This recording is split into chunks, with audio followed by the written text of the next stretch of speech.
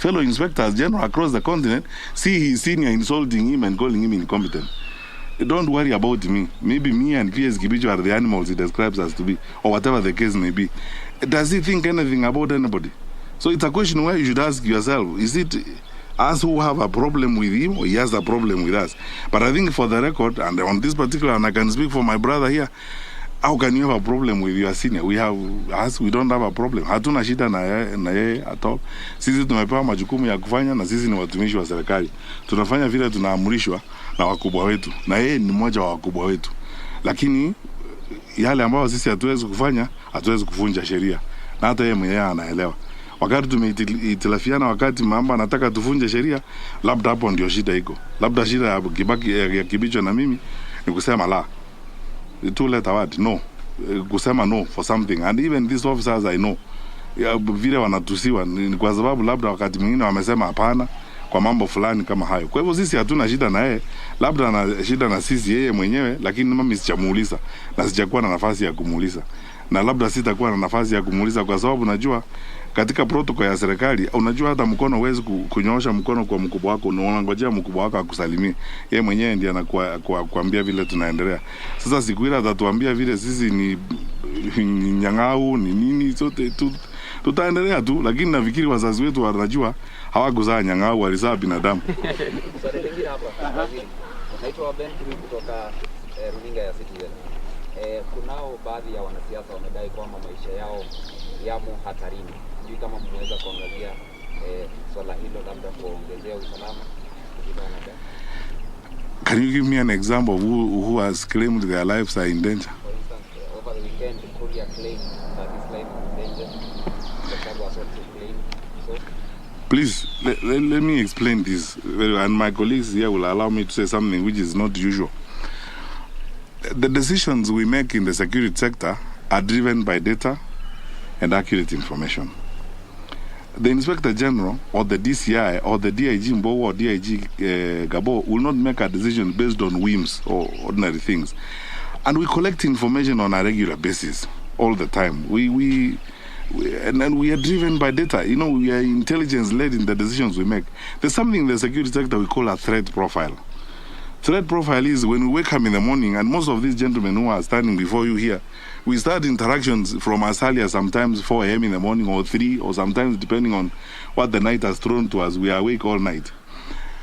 We look at what are the major threats we are facing as a country, and we start working on them. And we have a threat profile where you look at, you know, Al-Shabaab is now giving us problems, blah, blah, they're targeting this, they're doing this, and so on. Then you go all the way from number 1 to whatever number, as it were. Your deployment and your focus, or if you're going to follow somebody, it is because you believe that in that threat profile they rank very high. I've said this before when I was called to Parliament one time. Some of those individuals who are saying that the police are after them or they are threatening them, in the threat profile between number 1 and 500, they are not there. Which means there are people, even a cockroach cannot spend time thinking about, because you see, they are no threat to anybody. They're doing their job as politicians. They are talking. Even what wanaongea. And then talking is not a threat, because you see, that is what they are paid to do. Because if you are a politician, your practice is in kuongea. Which means as you talk around, even a lizard passing around is not worried about you. So why should Mbowa deploy police officers after you? You are not a threat to anybody. In fact, if anything, you're only a threat to yourself. You're not a threat to anyone. That's why I don't understand who those people are who are claiming that their lives are in danger. But anyway, the truth of the matter, and many of them,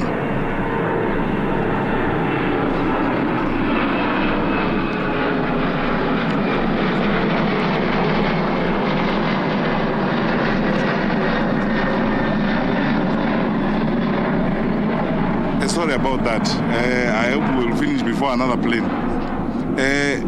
So those who are making those claims, some of these sympathy-seeking or sympathy-craving, publicity stunts about my life is in danger and so on, police are after me, and these gentlemen have better things to do. And as I told you, if they have to go to look at somebody, they look at the threat profile. Where do you feature? If between number 1 and 600, you don't feature, why would a senior police officer like Tiombo spend time on you, honestly? and deploy police to look after you. You are not a threat to anybody. You are not a threat to anybody. If anything, you are a threat to yourself.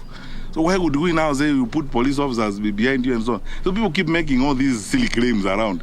But anyway, anytime anybody has come up and said, I have a problem, and genuinely there's a problem, the Inspector General has always deployed. In fact, even this morning I was meeting some observers who were asking me, there are political leaders who are saying they need more security. Anyone who has walked up to the Inspector General of Police or any of his structures and requested for additional security will get it. And let me repeat it here again today. Wherever you are, Mr. So-and-so, Madam So-and-so, wherever you are, if you feel that you actually need more protection and more security, please walk straight to the police station next to you, talk to the OCS there and report the matter, or look for your sub-county police commander or your county commander, whoever you will meet. We will give you security that you need. It is your right. We will not be doing you a favor. It is your right, and it's our duty to make sure that you are safe. But these other claims that people are making, as I told you, when you look at the threat profile and you discover the person who's claiming that, his life is in danger and we have deployed police vehicles to follow him around, you discover it's somebody who, as I've told you, even a cockroach will not bother to think about for a second time. Hapa naitwa Boni kutoka Hero TV. Ningependa kujua shughuli ya upelelezi ya wale majamaa walishikwa kule Eldoret, kama unasambaza vikaratasi vya uoga imefikia wapi? Alafu nyingine sema kwamba serikali ifanye mambo kwa giza. Lakini kwangu hivi ni kuna giza pale. Kuna wale majamaa wa Venezuela walishikwa, alafu ajeka ongea na waandishi wa habari akasema kwamba shughuli imesuluhishwa na mambo yamekuwa sawa sawa. So sijui ili suluhisho vipi. Napenda kujua. Alafu la mwisho kuna DPP nyumba yake imevunjwa vya asubuhi, na inasemekana kwamba ni kwa sababu alikuwa ametoa alikuwa ameelekeza kwamba Junet na kina Joe wachunguzwe kwa ile video ya naibu wa rais. Sijui ni hali ya kuonea mavipi. Unajua sasa, now that is where we part ways, because security matters. You cannot subject them to propaganda, and gossip and all those kinds of things. First of all, as a rule of thumb, I tell you, my brothers and sisters, you know this for a fact. You also want a responsible Minister of Interior in your country. When investigations are going on, as a rule of thumb, and our DCI is here, we have agreed in the security sector. We don't run sideline commentaries when investigations are going on, because then we interfere with the work of the officers who are, doing the investigations. The matter of the rivulets, some investigations are going on. We've already taken some people to court, and we are continuing to look for more information so that we get to the very bottom of the matter. But the process of punishment has begun. We will present the information we have, and our officers will present the information they have, and then the courts will decide who is right and who is wrong. And I don't want to comment more about that. On the matter of the Venezuelans, these are two independent institutions. You forget one thing. The Office of the Inspector General of Police under the law is an independent office, and the IEBC is an independent institution. The two institutions come together and look at an issue like the one of the consultants or people who have been hired to do the work they are doing. In their wisdom, they take a decision, and all the issues involved have been explained and sorted out. And they agree that we have now explained all the gray areas on this matter. We are on the same page. Let us move forward. And they decide responsibly, I believe as responsible people, that let us not engage in press commentaries that are going to affect the conduct of the general elections. Why would we want to go back to them again and tell them, okay, so what happened? How many cups of tea did you take during that meeting? Who said what, and so on? Let's trust our Inspector General of Police. Let's trust Mr. Jebukati, the chairman of the IEBC, on the decision they took on that matter. I am satisfied myself when I was briefed by the decisions of the Inspector General of Police, and we are fine. And then he has briefed us on the conversations he had with the IEBC on the matter. We are satisfied completely with how they resolved the matter, and we believe that is the responsible way of managing these affairs. Let us proceed now to another matter. On the issue of the house of the DPP, again, it applies to what I told you earlier. I don't want to make sideline comments now when a matter as sensitive as that has happened. Now, you already have jumped to conclusions before investigations are done. Now, my brother, if we go that way, we will hurt ourselves. Let us always be focused. When something has happened, we have competent officers, we have competent teams. They come up, they investigate the matter, wanachunguza, wanatafuta ukweli mahali huko. Kama kuna ushahidi wa kutosha, mambo fulani yamefanyika, wahusika wanapatikana, alafu wanapelekwa kotini. Tunataka kufuata sheria na tunataka kuishi kisheria. vile tunatakiwa kuishi. Sawa? One last question perhaps. Oh. Yes. Bwana Waziri, I'm Bruhan Makom from Petroleka. You're on record telling chiefs that they must follow the direction that the president has given. And you've also been publicly campaigning for Odinga. Don't you think, as a high-ranking official, don't you think this amounts to pressuring officials to pick a side? No, I will explain. And those are two different issues. And thank you for asking me the question. Number one, and I repeat it again, in a society of our kind, and all societies around the world, leadership is organized in the manner in which our leadership is organized.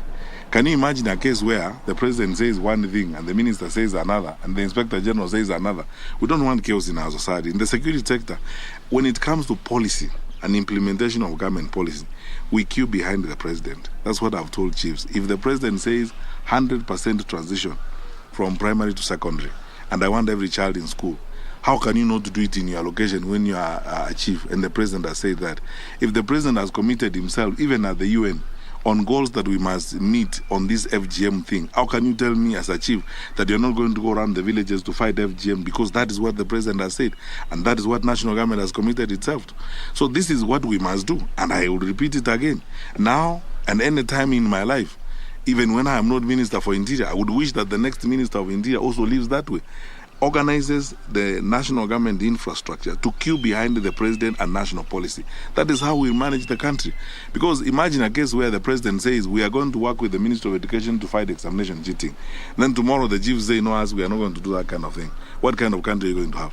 So that is what I meant when I tell chiefs, and I tell them even to this day, on national policy, and when the president takes a decision on the matter and the president spells out a position, I am the first to queue behind my president, and I'm followed by my colleagues. That is how it is going to be, and that is how it should be, for us to have an orderly environment. On the question of elections and campaigns, let's stop pretending about one thing.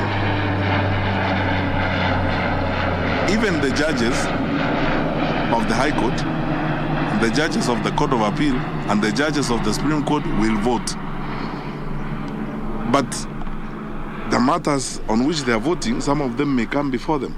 There is a clear line between my inclination and my responsibility, my obligation and my inclination. All of us here, the way we are seated here, even my colleagues here, I don't know, some of them are Muslims, they go to the mosque on Friday, others are Catholics, they go to church on Sunday, others are Anglicans, they go to church on Sunday, others like me are Seventh-day Adventists, they go to church on Saturday. But when we come to work, we have our obligations. I will not wear the lenses of my religious inclination.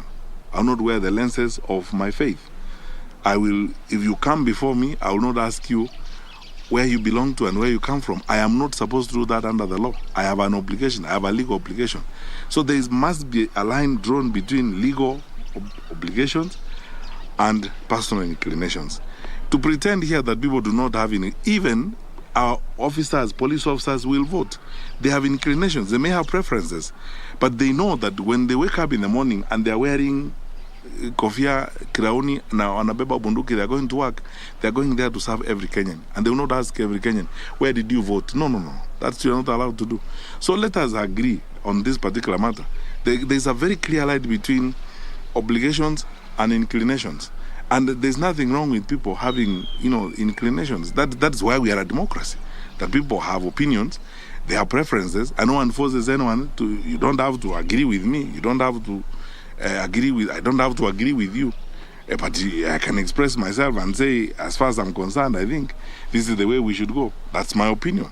Even in the offices where we work, we have different opinions sometimes on issues. But we don't sack people because they have expressed differences of opinion, because we understand the line between obligations and inclinations. And this is what people oftentimes confuse and so on. The Constitution says the president will appoint cabinet ministers who are technocrats. It doesn't say the president will appoint robots. Switch on and switch off robots to the cabinet. Then again, by the way, some of the politicians who are hypocritically parroting that around the country are the same ones who keep saying perhaps we should have ministers who are elected members of parliament who sit in parliament. So what is what? Because these contradictions sometimes are interesting. Let's be very plain and very clear. I will not lie to you. I have inclinations and I have preferences. But I'll also be very sincere with you. I will deliver on my constitutional obligations without fear or favor. And when it comes to that, I will remove my inclinations and serve every Kenyan as I'm supposed to serve. And I've done that before. And everyone else who's serious has done that before. But let's stop these excuses, saying, oh, you have expressed preferences and so on. We express preferences all the time. That's why you are dressed in jeans and I'm dressed in suits. I mean, that's a different way of looking at things. Thank you. Thank you, guys. Thank you.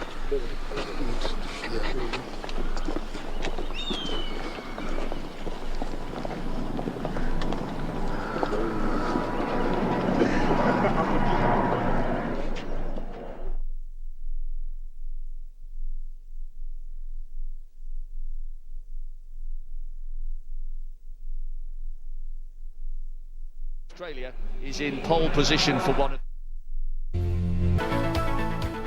event at those World Championships a couple of weeks ago, but Tapper there on the dip, just beating the athlete that finished 7th at those World Championships.